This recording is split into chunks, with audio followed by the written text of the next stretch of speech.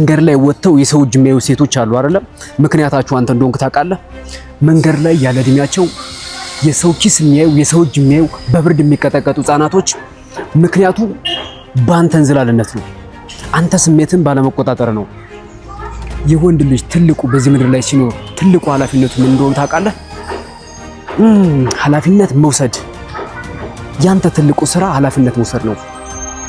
ራስን መቆጣጠር መቻል ነው። ራስን ብትቆጣጠር ኑሮ እነዚህ ህፃናቶች መንገድ ላይ ወጥተው የሰው እጅ አያዩም ነበር።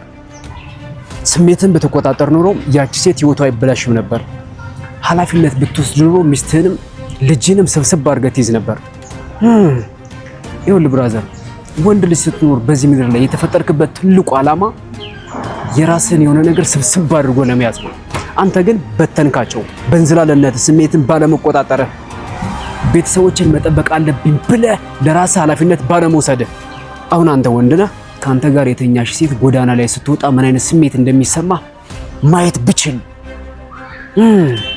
ያንተ ያብራክ ክፋይ የሆነች ህፃን መንገድ ላይ ሳልፍ እጄን ስትይዘኝ ሳያት አባቷ ማን እንደሆነ ሳስብ ምን አይነት ስሜት እንደሚሰማኝ ብታቅ።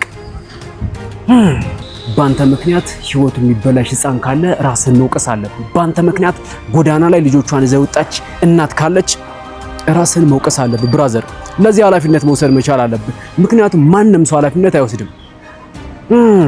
ያንተን ስራ ማንም አያስተካክለውም። ያንተን እንዝላልነት ማንም አያስተካክለውም። ያንተን ጥፋት የምታስተካክለው አንተ ብቻ ነህ። ኃላፊነት ማትወስድ ወንድ ከሆንክ ወይ ጾታህን ቀይረው፣ ወይ ስምህን ቀይረው፣ ወይ አለባበስህን ቀይረው።